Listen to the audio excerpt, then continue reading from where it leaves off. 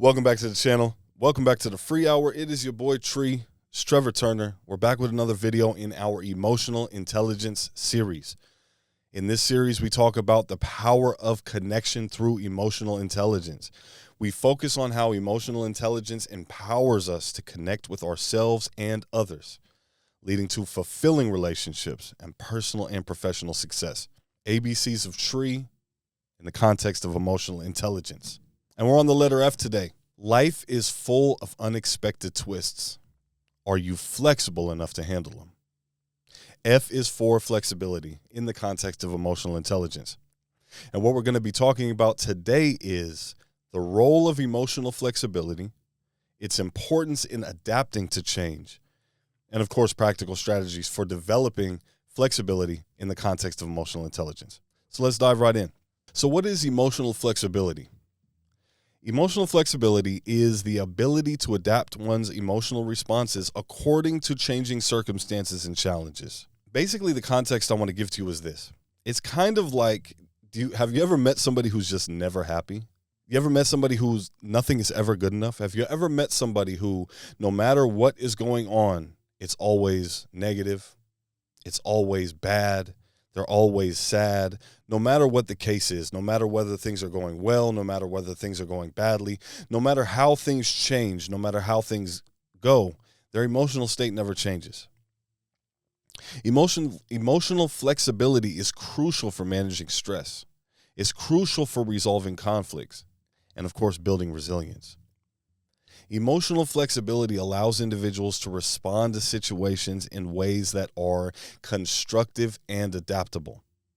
Having that flexibility, and really it's adaptability. It really is being able to go through any situation and being able to see how it's an opportunity in it. It's being able to go through any situation and seeing how you can see your way to the end of it if it's a terrible situation. Or if it's a middle situation, it's going through and seeing the bright side and the positive side of things that may seem darker, of things that may seem negative. It's about looking for the positives in things. It's about being able to look at things in a good way, in a constructive way, no matter what is going on. Adaptability is important. Flexibility is important. You can't be so rigid that it's like, I only will accept this outcome. I only will accept this one way of things going. You have to be able to roll with the punches. You have to be able to adapt what's going on in an emotionally constructive way because, and we've talked about this so much in our emotional intelligence, especially in this series, if you're in your feelings, you don't make good decisions. If you're in your feelings, you don't have good effectiveness. You're not able to be mindful. If you are not able to put that pause in between the emotional stimulus, what's going on, what went wrong, or what you're not happy with, or what makes you sad about it, if you're not able to put that pause and say, you know what is the good part about this? How can I maneuver through this? Where's the light at the end of the tunnel in this situation?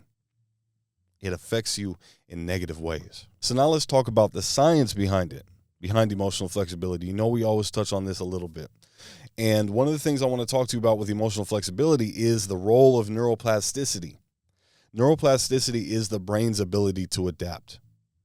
And neuroplasticity actually supports emotional flexibility. It helps individuals reframe situations and approach challenges from different perspectives. And when we talk about this, we talk about Carol Dweck. We talk about the growth mindset. People who view challenges as opportunities for growth, they're more resilient. And Carol Dweck, obviously, is a psychologist known for her work on mindset. We've talked about her before. And she explores how adaptability and openness to learning impact resilience. One of the things that Carol Dweck says in her growth mindset is that you are wired a certain way. Yeah, you are born a certain way, that you are not born at your full potential. Even though you are who you are supposed to be for any accomplishment that you're going to have in your life, you are who you need to be for everywhere that you need to go. There's no ceiling. There's no limit to the things that your brain can do. There's no ceiling for the way that you can change your feelings, you can change your viewpoint, you can change your perspectives, your talent. You can build All of those things. You can change all of those things. All of those things can adapt. All of those things can improve. And one of the things that happens is even with emotional flexibility, with our emotions, the way that our emotions hit us when certain situations happen, the way that our emotions, that torrent of emotion that comes when certain things happen, we can change that. We can change the way we feel about things. We can come to the understanding that nothing has built-in meaning. Nothing that happens has built-in meaning. There's nothing that happens in this world that we are supposed to feel a certain way about, if that makes sense. One of the things that I've always heard from a lot of people is, well, he did this or he said this. How else am I supposed to feel? The thing is, you are able to choose how you want to feel about something. You are able to choose about that person saying the things that they said or this things happening at your job. You are able to choose how you feel about that. And Dr. Carol Dweck says the people who view challenges as opportunities for growth are more resilient. If you view the obstacles as things that can help make you better, if you view those closed doors as obstacles instead of impassable objects, it builds that resilience. And the thing about the neuroplasticity is that you can train your brain to do those things. Like when we were kids and we didn't get our way, obviously that emotion hit us. Obviously that emotion took control, because as a child, you're not able to deal with those things necessarily in a constructive way. As a child, you're not able to deal with all these emotions hitting you at once. And then when you go into things like puberty and all your hormones are hitting, you're not able to deal with all of these emotions, these new things that are happening. So things are going to feel overwhelming. Things are going to feel like you can't do nothing about them. Things are going to feel like, damn, there's nothing I can do to change this. There's no opportunity here. But the thing about it is that we need to continue to grow. We need to continue to become better people. We need to continue to become more of who we are supposed to be. And that happens through neuroplasticity. That happens through flexibility. That happens through having an adaptability and changing the way and reframing the way that we view things. It's that lens that we view everything that happens. Knowing that nothing has built-in meaning. We don't have to feel any type of way about anything that happens in our lives. We can choose how we want to feel. So let's talk about some strategies to do that. Let's talk about some strategies to develop the emotional flexibility. First thing you do, reframe challenges as opportunities. And this is something at the beginning you're going to have to consciously do. What I would say is to try your best to view setbacks as learning experiences and growth opportunities. And the way that you can do this is this. Every time something quote unquote negative happens to you, you need to sit down and you need to think about where the opportunity is in this. No matter how far-fetched that opportunity may seem at that time. Like for instance, we see all the memes, we see all the success reels and stuff on Instagram or on we see all the videos on TikTok about how somebody's failure led to one of the most profound and impactful companies in the world. Or we look at the way that they're starting and we look at how slow their growth was, and those things helped build all these empires or whatever. If you lose your job, automatically you start thinking of the negative. Automatically you start thinking of how I'm not going to be able to pay my bills. Automatically you think of, well, my wife is going to leave me because I don't have a job no more. Automatically you think of, I'm not going to be able to feed my kids. Automatically you think of the negative. Developing emotional flexibility is to be able to say, okay, yes, those things could possibly be present. But you know what else this brings? An opportunity to start my business, an opportunity to get that new and better job that I've been wanting, that I haven't had the time to go out and get because I've been stuck at this old shitty job. Now, obviously, this is not about ignoring the realities, right? But it is about injecting positivity into every situation. It's about injecting positivity into every situation. It's like as simple as like when you give yourself that pep talk every time you got to break up, when she leaves you, when he leaves you, when they ghost you, and you just say, you know what? Fuck them. This is my opportunity to find something better. Or you know what? They didn't deserve me. Or this, that, whatever. And you try to tell yourself these things that make you feel better about those situations, right? It's the same thing. And at first you may not believe them. You may not believe that there's an opportunity in everything. And then even when you are able to come up with these opportunities, you may not believe that they're actually real. But the thing is, just keep going. Keep going. The more you're able to actually find theoretical opportunities in any of these setbacks or challenges or obstacles or quote unquote negative events that happen to you, the easier it'll be able to be to actually find stuff that is reasonable for you to achieve and reasonable for you to believe and go after.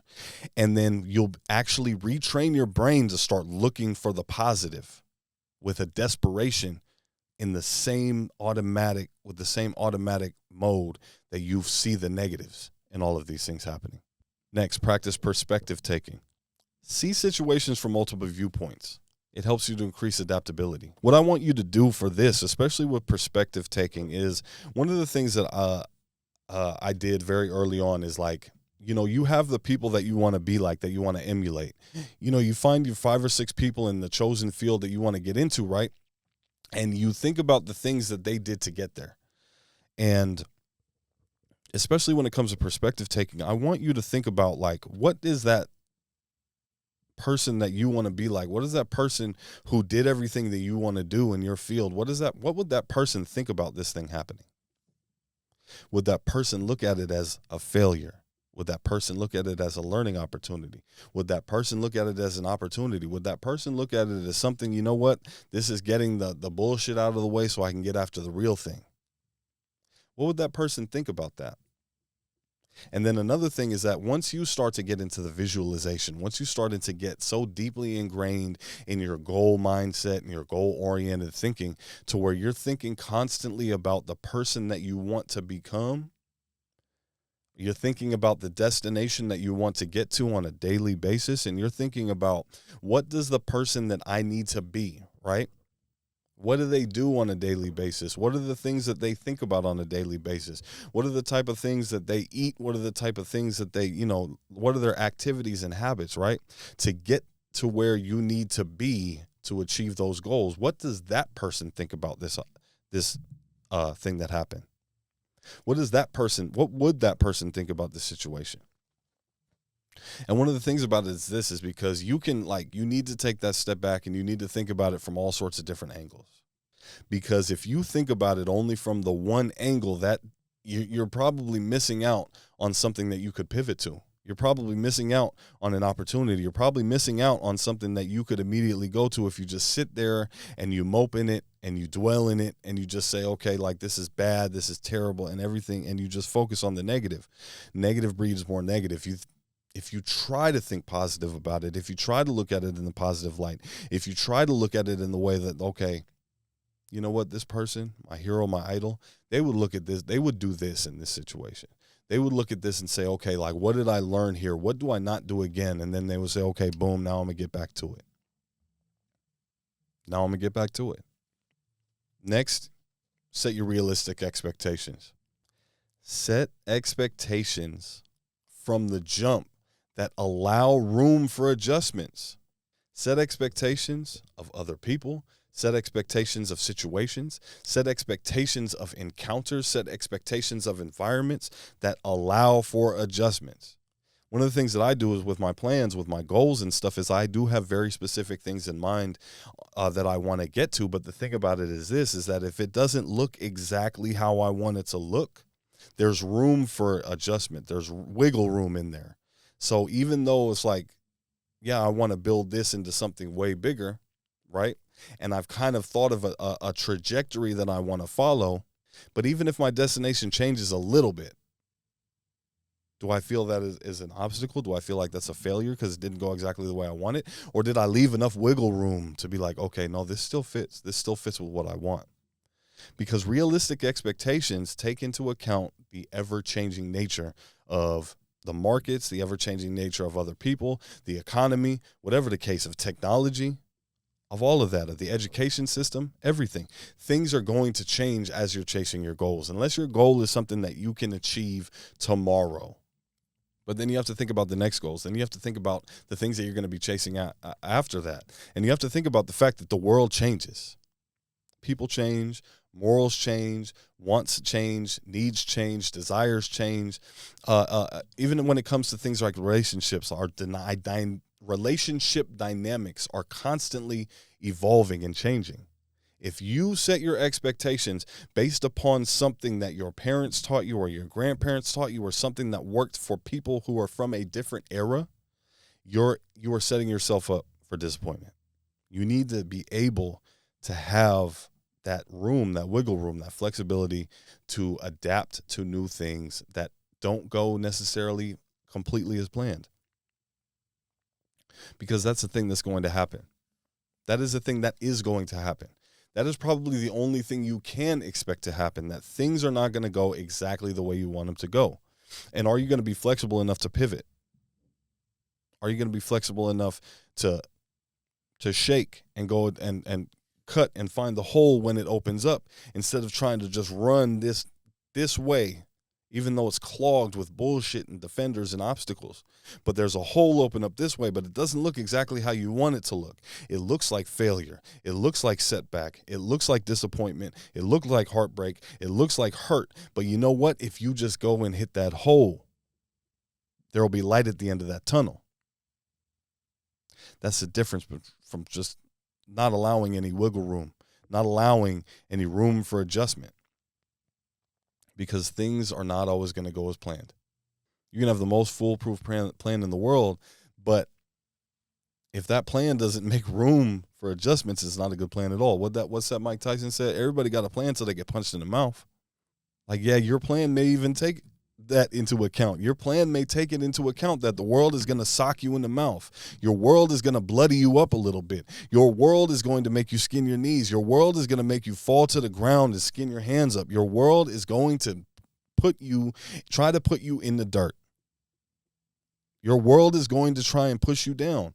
But if you don't have that room for adjustments, if you don't have that wiggle room, if you don't have that flexibility to say, okay, this happened, but it's not going to change the way I feel about what it is that I'm trying to do. It's not going to change the way that I feel about myself. Like when I got out, and I give myself as an example with this flexibility. When I got out, one of the things I was saying is, okay, you know what? When I get out, I'm going to be on this positivity shit. Like, it's very well received in the environment I'm in. But you know what? People were starved for positivity where I was at. I was changing into a different environment where people aren't necessarily starved for positivity. People aren't necessarily starved for anything, because you have all sorts of different options that you can go for outside in the world and outside of prison. So I was in this mode where I was like, okay, you know what? I'm going to do this, and it's just going to go, and things are going to grow quickly and all that other stuff. And when things didn't grow as quickly as I wanted to, what am I supposed to feel? Am I supposed to just stop? Am I supposed to feel so bad for myself that I'm just like, you know what? I'm never going to do this again? Or am I supposed to be flexible and look at it as an opportunity? Everything is an opportunity for me to get better. This is an opportunity for me to do it in a better way. This is an opportunity for me to say things in a different way. This is an opportunity for me to do more research. This is an opportunity for this to be consistent to myself. This is all opportunity. But if I didn't have that wiggle room, if I didn't have that room for adjustment, and I just expected it to go one way and one way only, then I would have given up a long time ago. So let's talk about applying flexibility in personal and professional life. In your personal relationships, flexibility, it helps to resolve conflicts and understanding others' perspectives, putting yourself in somebody else's shoes. You want to be right. You want your feelings to be completely validated. But the thing about it is this, is that you can be right. You can have your feelings. They can be validated. The other person can be too. Compromise is a thing. Everything is not black and white. There are gray areas in this world. You can get what you want, and she can get what she want. She can get what you want. You can get what you want. You need to be able to have some flexibility and some wiggle room. You can't be super hard all the time. You can't just like push that hard line on every single personal relationship that you have. Now, you can push a line on some things. You can push a line and push a hard line, and I don't take no L's. I don't take nothing less than what I want, nothing less than what I deserve, nothing less. And you can do that in certain areas in your life. But when it comes to personal relationships, it has to flow. It has to be flexible. It has to move. It has to be like a waterbed. It has to be like certain places are going to let this person sink in a little bit further than the other ones. Certain places are going to push against this person and allow more resistance. Certain places are going to allow certain things to happen and allow certain shit to slide, while they're not going to allow it with that same person, with other people in different type of situations. It's about having flexibility. It's about being somebody who is reasonable. It's about being somebody who compromises. It's about somebody who knows that a boundary is not a wall. A boundary is a gate where you choose what you allow in, where you choose what you allow out. That's what being flexible is, because I may with one person never open up, but I may with another person choose to be vulnerable or choose to open up, choose to give advice to. I may choose never to give advice to this other person. And the thing about it is, when you come to personal relationships, you have to be flexible. You can't treat everybody the same way. You can't treat everybody like a cookie cutter. I'm going to treat this person the same way I treat that person, the same way I treat that person, and expect them to fit into different roles in your life and take on different positions in your life. You have to treat people who play different positions in a different way. And that's flexibility. And then also in the workplace, it's the same thing. When you are adaptable in the workplace, it helps you to better handle change. It helps you to better take on new roles. It helps you to contribute to a positive work environment. And the thing about it is this, is that a lot of us are so flexible when we approach our work environment that we will not bend. We will not bend at all when it comes to taking on new things. We will not bend at all when it comes to establishing boundaries. We will not bend at all when it comes to new roles. We will not bend at all when it comes to, like, say we got new ownership come in and they want to shake things up and do things in a different way. We're not doing it because we've always done things the same way. If you're not flexible, if you're not adaptable, you're not somebody who's going to be valued or valuable to that space. Being adaptable, being flexible, having a little give, bending a little bit. Because what was it that they said? The tree that bends doesn't break. If you're so stiff, if you're so hard all the time, when the winds come and hit you and they batter you, like, yeah, you may not bend at all, but when the winds get too strong, eventually you're going to break. If you're able to bend, if you're able to roll with the punches, if you're able to present compromise, if you're able to present yourself as somebody who is willing to maneuver, setting yourself up with wiggle room and room for adjustments, you're going to fare better in a lot of these different situations, especially in the workplace, just like in personal relationships. Now, I'm not saying to not be true to yourself. I'm not saying to bend over backwards. I'm not saying not to be you. I'm not saying not to accept the best you know that you can get from somebody. I'm not saying that to accept anything less than you deserve or anything less than you're worth. What I'm saying is this: being flexible allows for the differences in people. It allows for variation. Not everybody is going to communicate the same way you communicate. Not everybody is going to have the same expectations that you have. And this is something that I had an issue with. I was talking to somebody, this was some years ago or whatever. And she had like an expectation for our communication. Like, we were in a talking stage. We were nothing beyond that. And she was somebody who expected every single day communication. All day, constant communication. Like, if you're near your phone, I expect you to be texting me. I expect you to be texting me back, all that other stuff. We hadn't even like dated yet. We hadn't done anything yet. In my mind, we weren't at that point yet to where you have access to me whenever you want. We weren't at that point yet where I take a certain level of time. And see, the thing about it was this, is that obviously, the way I look at it from jump, like, oh, she was in the wrong because she had these unrealistic expectations, because she was like, oh, you're an adult. You should know better. You should know how communication goes. And I say, you know what? That's an unrealistic expectation. But the thing about it is this: not only was she not being flexible in it, I was not being flexible in it, because when she presented me with, this is what you should have known already. This is what I expect of you. Instead of saying, you know what? How about this? How about you break down what it is that you expect, and I'll try to work on meeting those expectations. Or I'll see if I can meet those expectations. I immediately was like, all right, I'm good. Like, those expectations don't fit with my rigid desires, my rigid expectations of how things are going to go. That doesn't fit with my very narrow scope of how I want things to be. So I let it go. I let the situation go without even like trying to be flexible whatsoever.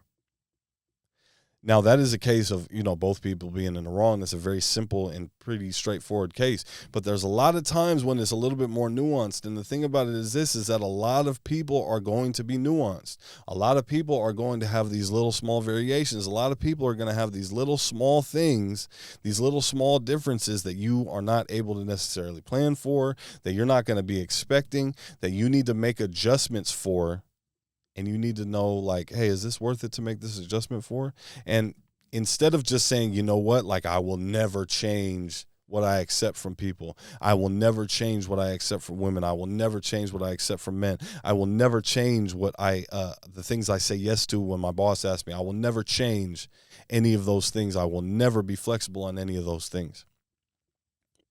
And you could be cheating yourself out of better opportunities because of it. You could be cheating yourself out of better things because of it. So be flexible. All right?